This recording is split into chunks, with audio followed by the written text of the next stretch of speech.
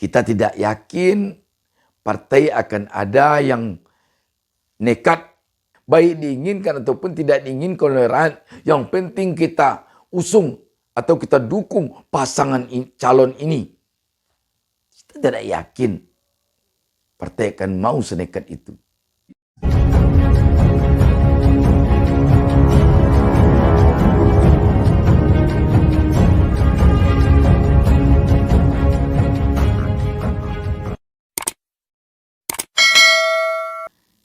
Assalamualaikum warahmatullahi wabarakatuh.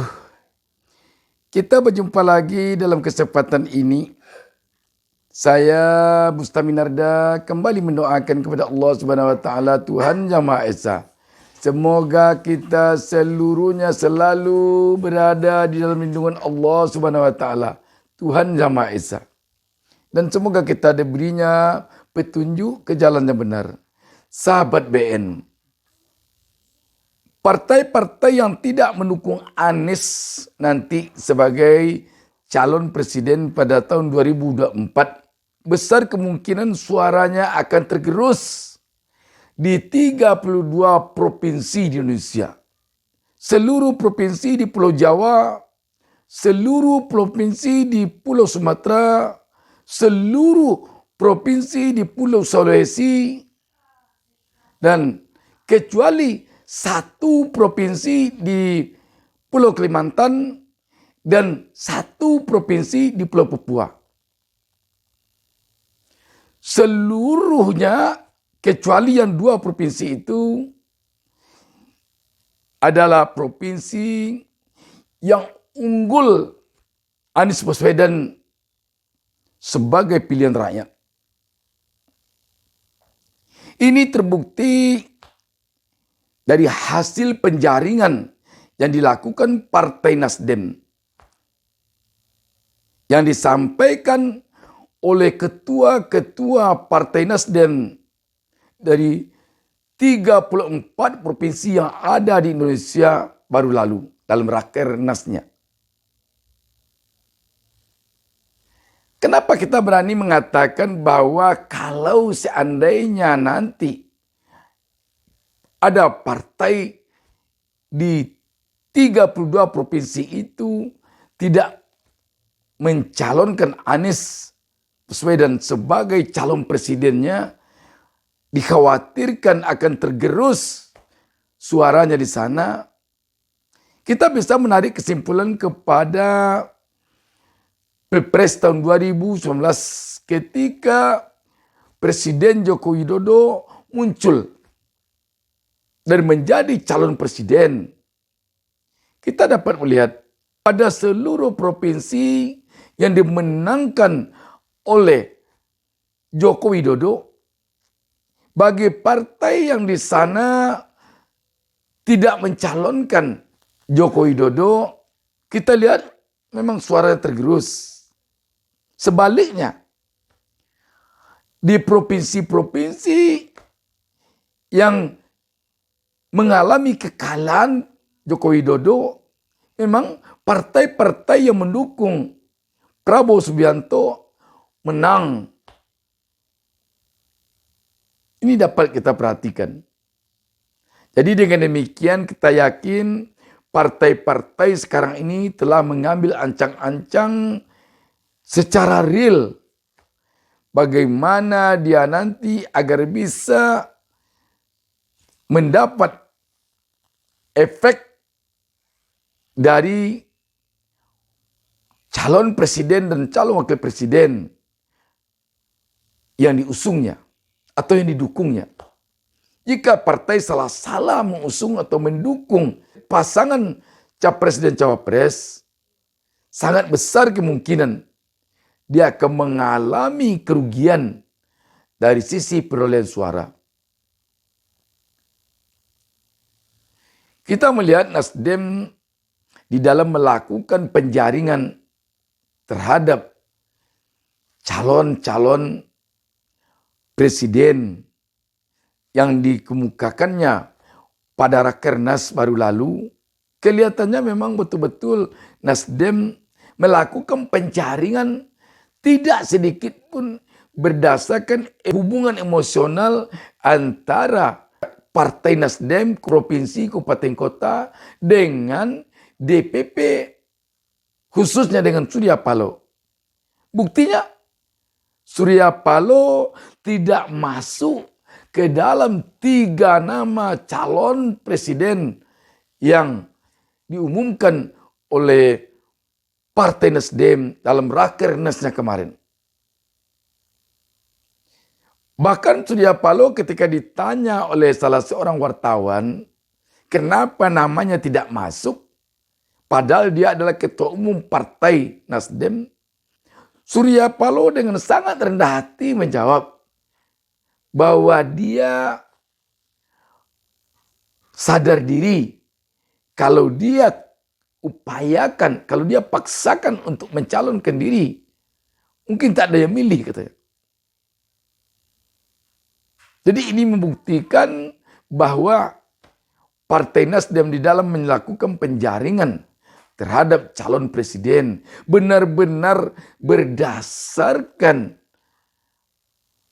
hubungan emosional antara rakyat dengan tokoh yang diinginkannya untuk menjadi presiden nanti pada pemilu 2024. Bukan berdasarkan hubungan emosional antara pengurus-pengurus Partai Nasdem di tingkat provinsi dan tingkat kabupaten kota dengan DPP atau dengan ketua umumnya. Agak sulit kita mendengar sekarang ketua umum partai yang tidak masuk bursa calon presiden atau calon wakil presiden. Ada memang ada, tetapi sulit sekali kita mendengar. Mungkin ketua umum yang tidak masuk bursa calon presiden, katakanlah Ibu Megawati, ketua umum DPP PDIP. Itu mungkin. Dan kita tahu besar kemungkinan anak kandungnya Puan Maharani masuk. Tetapi Surya Paloh, anak kandungnya tidak masuk, kakak iparnya tidak masuk, adik iparnya tidak masuk, adik dia tidak masuk. Tidak ada sama sekali. Kita tidak mendengar ada hubungan kerabat, hubungan saudara, hubungan emosional apapun secara pribadi antara ketua umum DPP Nasdem, Surya Paloh, dengan ketiga orang bakal calon presiden yang diumumkan Partai Nasdem pada Rakernas baru lalu. Sebut saja Anies Baswedan, tidak ada hubungan famili, hubungan apapun secara pribadi dengan Surya Paloh. Andika Perkasa, tidak ada sama sekali setahu kita. Ganjar Pranowo, tidak ada sama sekali. Ini membuktikan bahwa Nasdem memang benar-benar menginginkan pemimpin bangsa ke depan ini benar-benar yang diusung oleh Partai Nasdem ini sungguh-sungguh keinginan rakyat yang telah dijaring di seluruh daerah di Indonesia. Apalagi ketiga bakal calon presiden yang sekarang ada di Partai Nasdem ini, tidak satu pun yang pengurus Partai Nasdem. Jangankan pengurus, anggota Partai Nasdem tidak ada satu orang pun. Jadi ketika orang-orang tokoh-tokoh elit-elit Partai Nasdem tidak diinginkan oleh rakyat untuk memimpin bangsa ini, Partai Nasdem tidak memaksakan. Dia benar-benar mencari orang yang sungguh-sungguh diinginkan rakyat. Tidak peduli dia apakah dia dari Partai Nasdem atau tidak Partai Nasdem. Ataupun kita mendengar akhir-akhir ini hubungan antara PDIP dengan Partai Nasdem agak panas-panas dingin. Tetapi ternyata seorang tokoh PDIP, Ganjar Pranowo, dimunculkan oleh Partai Nasdem sebagai bakal calon presiden dari Partai Nasdem. Kalau ada sekarang kita mendengar partai-partai yang selama ini belum sedikit pun membayangkan dalam pikirannya untuk mendukung Anies atau untuk mendukung Andika atau untuk mendukung Ganjar. Kita yakin sekarang telah ada angin untuk mendukungnya. Dan nanti ketika Partai Nasdem telah menetapkan 1 dari 3 orang bakal calon ini, kita yakin yang 1 orang itu adalah yang terunggul dari 3 nama ini. Dan kita yakin nanti ketika Partai Nasdem menetapkan 1 orang untuk bakal calon presiden, partai manapun, kalau dia memang tidak ingin kalah, kalau dia memang tidak ingin suaranya tergerus, dia akan mendukung itu. Pengalaman kita waktu Pak Joko Widodo berebut partai-partai mendukung Pak Joko Widodo karena memang Pak Joko Widodo ini diinginkan oleh sebagian besar rakyat Indonesia pada sekian provinsi. Walaupun Pak Joko Widodo tidak sebanyak provinsi yang mengunggulkan Anies sekarang ini, yang mengunggulkannya, tetapi Pak Joko Widodo mendapatkan keunggulan suara pada sejumlah provinsi yang penduduknya banyak dibandingkan yang lain. Tetapi Anies Baswedan sekarang ini kelihatannya pada provinsi yang penduduknya banyak dan pada provinsi yang penduduknya sedang dan pada provinsi yang penduduknya sebutlah kecil mengunggulkan Anies Baswedan. Kecuali hanya 1 provinsi di Kalimantan, 1 provinsi di Papua. Selebihnya mengunggulkan Anies, bayangkan. Kita tahu penduduk yang terbanyak atau yang paling banyak itu provinsinya Jawa Barat, DKI Jakarta, Jawa Timur, Banten, Jawa Tengah, semuanya mengunggulkan Anies. Seluruh provinsi di Pulau Sumatera mengunggulkan Anies. Seluruh provinsi di Pulau Sulawesi mengunggulkan Anies. Mayoritas provinsi di Pulau Kalimantan kecuali hanya 1 mengunggulkan Anies. Mayoritas provinsi di Pulau Papua kecuali hanya 1 provinsi mengunggulkan Anies. Partai kita yakini tidak akan mau menanggung risiko berlawanan dengan pilihan rakyat.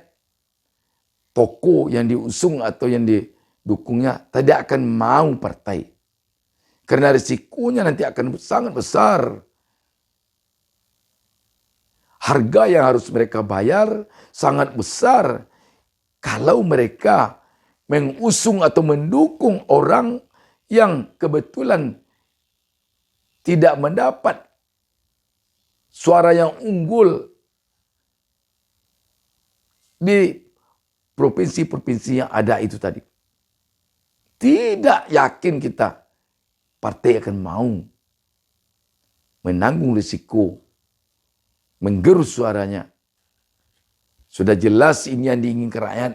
Dicalonkan juga yang tidak inginkan rakyat. Kita yakin tidak ada partai satupun yang ingin demikian. Dan kita yakin seluruh partai menginginkan dapat efek positif dari pasangan capres dan cawapres yang diusung atau yang didukungnya. Kita tidak yakin partai akan ada yang nekat, baik diinginkan ataupun tidak diinginkan oleh rakyat. Yang penting kita usung atau kita dukung pasangan calon ini. Kita tidak yakin partai akan mau senekat itu. Semoga ke depan benar-benar yang akan menjadi pemimpin Indonesia yang benar-benar diinginkan oleh mayoritas rakyat Indonesia. Demikian, wassalamualaikum warahmatullahi wabarakatuh. Jangan lupa subscribe. Jangan lupa subscribe.